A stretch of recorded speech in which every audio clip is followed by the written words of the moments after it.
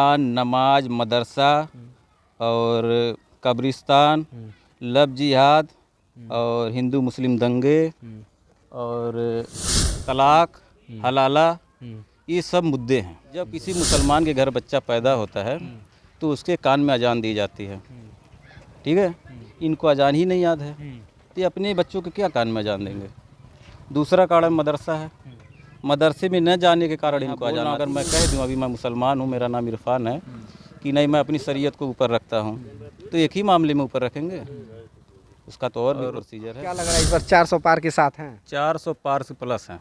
400 पार से डंका बजाया जाता है कि सड़कों का जो जाल है वो पूरे देश में बिछा हुआ है। यही सड़कों का वो जाल है। आप देख पा रहे हैं किस तरह से एकदम जर्जर सड़कें हैं। खबर चुनाव से चौपाल तक में आपका स्वागत है और हमारी उपस्थिति बता दें संत कबीर नगर लोकसभा क्षेत्र में है और लगातार यहाँ से ग्राउंड जीरो से रिपोर्टिंग हम लोग कर रहे हैं और लोगों की जो समस्याएं हैं, मूलतः समस्याएं, उन समस्याओं को भी बता रहे हैं और किसका पलड़ा भारी है उस पर भी हमारी पूरी पैनी नज़र है। और मैं दिखाना चाहूँगा पहले एक ग्राम पंचायत भवन ग्राम मोहिद्दीनपुर है, ठीक है। और ये पहले इसकी हालत हम बता देते हैं। मोहिद्दीनपुर है ये और इसकी हालत आप देख पा रहे हैं कि किस तरह से जर्जर ये पड़ा हुआ है। लग रहा है कि वर्षों से जब से ये बना है न इसकी रिपेयरिंग हुई है न किसी भी प्रकार की ये मरम्मत की गई है। ये देख पा रहे हैं कि दरवाज़ा पूरी तरह से टूटा पड़ा है। दरवाज़ा देखिए पूरी तरह से ये टूटा है, जर्जर है। और ये भी देखिए इसमें तो ताला बंद है, ताला बंद है और इसमें भी देख पा रहे हैं कि जो सामानें हैं बिखरे पड़े हैं, किसी भी प्रकार की यूज में नहीं आएंगे ये। और यहाँ के जो आम लोग हैं, आम लोगों से भी हम बातचीत करेंगे। यहाँ की सड़कों के विषय में हम बता दें, जब हम यहाँ पे गांव में प्रवेश किए तो सड़कें का जो विकास का बात कहा जाता है भाजपा सरकार में कि सड़कों का जाल बिछ गया है, लेकिन क्या यही वास्तव में जाल है? मैं यहाँ से दिखाना चाहूँगा, हमारे कैमरामैन सहयोगी जो हैं जो दिखाएँ। इस तरह की सड़कें आप देख पा रहे हैं कि संत कबीर नगर में है, जहाँ पे डंका बजाया जाता है कि सड़कों का जो जाल है वो पूरे देश में बिछा हुआ है। यही सड़कों का वो जाल है। आप देख पा रहे हैं किस तरह से एकदम जर्जर सड़कें हैं। आए दिन यहाँ पे हमें लगता है कि एक्सीडेंट होते होंगे और भी आगे हम दिखाना चाहेंगे। एक पूरी अगर पूरा आप सड़क देखेंगे तो पूरा सड़क आपको टूटा फूटा नज़र आएगा। और इधर भी चाहेंगे कैमरामैन सहयोगी थोड़ा इधर भी घुमा दें। यहाँ पे गांव के लोग इकट्ठा हैं और इनसे थोड़ा सा हम बातचीत करेंगे और ये जानने का प्रयास करते हैं कि ये क्या कुछ कह रहे हैं, किन मुद्दों के साथ इस बार ये चुनाव में भागीदारी लेंगे। थोड़ा इधर आ जाइए, भैया बैठे हैं। भैया क्या नाम है आपके? क्या नाम है आपके? अपन नाम बताओ। इम्तियाज। कहाँ घर है आप? मोदीपुर। अच्छा, तो ये बतावल यहाँ विकास का कुछ भइल बा आपके गाँव में? का विकास हुआ है, देख रहे हैं, आप खुद देख रहे हैं क्या विकास हुआ है। विकास नहीं कुछ हुआ है, कुछ नहीं हुआ। क्या हुआ? विकास के तो डंका बजावल जाता पेपर में। तो क्या डंका हमारा विकास हुआ है, सड़क बना है, घर घर में रोजगार मिल गया है। हाँ तो पेपर में बजा हुआ है ना, गांव में नहीं हुआ है ना। धरातल पे नहीं हुआ नहीं, कुछ नहीं, खाली कॉपी में लिख के रखा जा रहा ना। क्या चाह रहे हैं, क्या काम हो, क्या विकास चाह रहे हैं?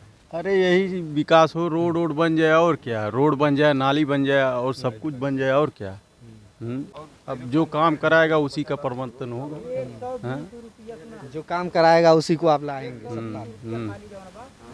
यानी परिवर्तन के मूड में लग रहा है, क्योंकि काम तो हुआ नहीं है, परिवर्तन के मूड में है। तो देखिए भैया थे गांव के ही हैं। अच्छा चाचा बताइए, चाचा क्या नाम है आपका? पिंटू ना है। पिंटू जी, कहाँ घर है आपका? मस्जिद। अच्छा यहीं पे घर है। क्या विकास उकास कुछ हुआ है आपके गांव में? सब ठीक है। सब ठीक है। क्या ठीक है? ये आपके सड़क नहीं ठीक बा, है आपके पंचायत भवन नहीं ठीक बा, यही ठीक है। सरकार कैसा अच्छा है? अरे सरकार जैसा चाहिए, रउआ जैसा चाहे वैसा सरकार काम करे। अरे सरकार के ऊपर है, वो चाहे तो बना ले चाहे बिगाड़ दे। तब की का मुड़वा परिवर्तन की फिर वो है वो चल जाई।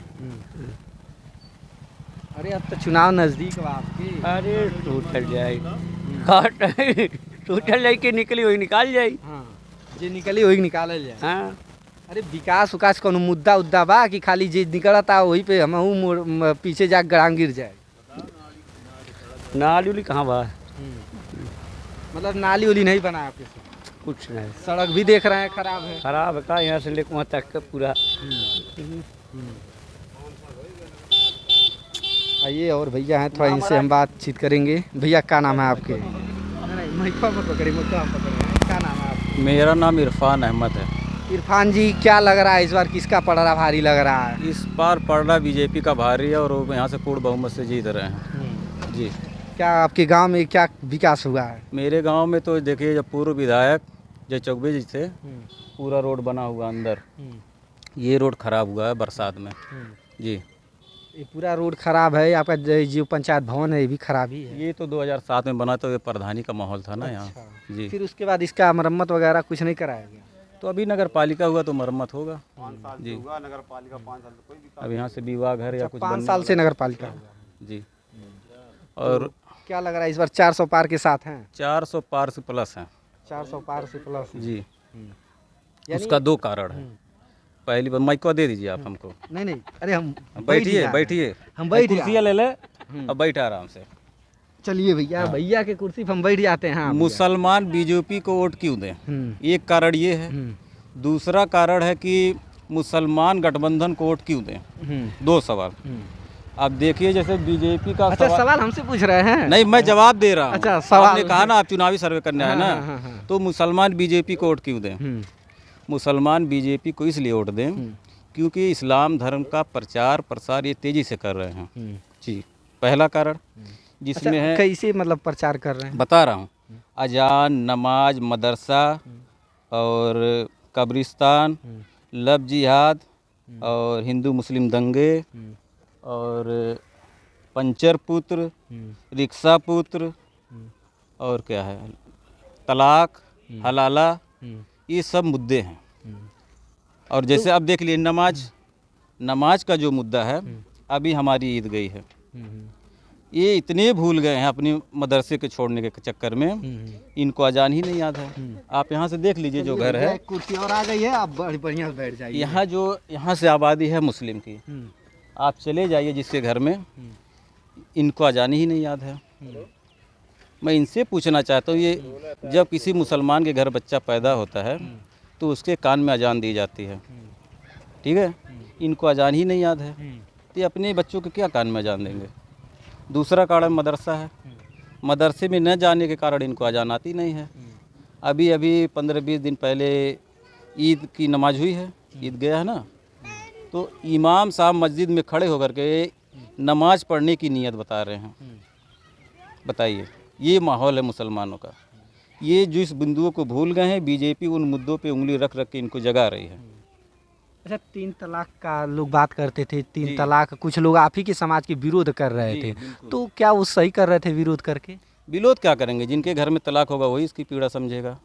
तिलाक की एक प्रक्रिया है, आप तलाक कर दिए, होगा किसी बेटी का तिलाक 3 महीने में होता है।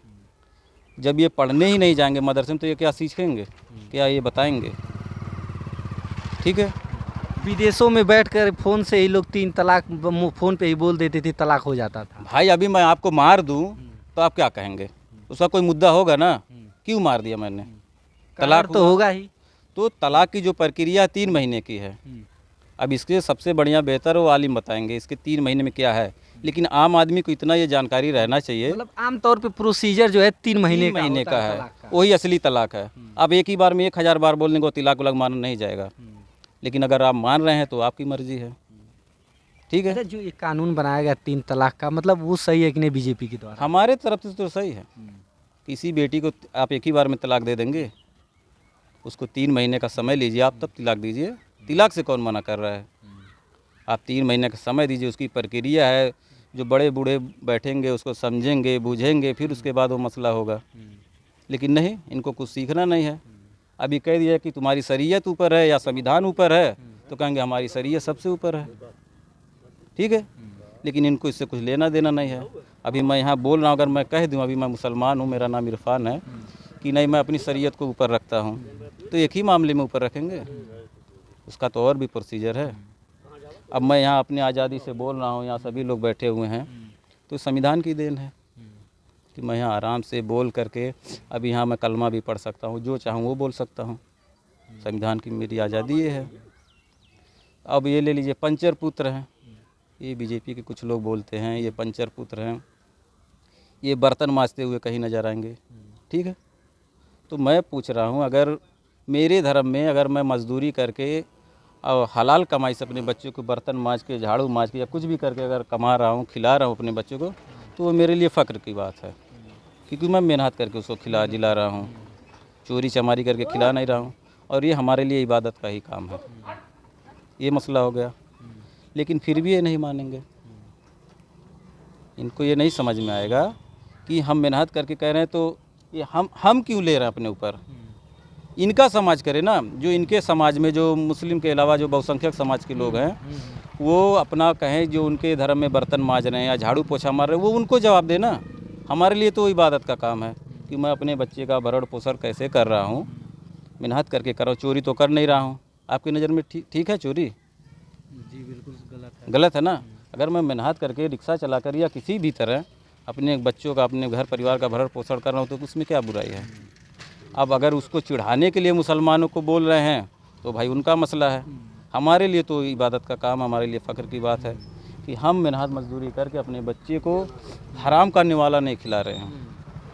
हम मेहनत मजदूरी करके उसका जो भी हमसे हो पा रहा है यहाँ या हमारे समाज के लोगों को हो रहा है, वो उसको खिला पिला रहे अपने बच्चों को आराम से, इसमें भी कोई मसला नहीं है। अब कब्रिस्तान का ले लीजिए, इनका बाप मर जाए, इनकी दादी मर जाए, इनकी अम्मा मर जाए या कोई भी मर जाए, तब इनको शरीयत बड़ी याद आती है।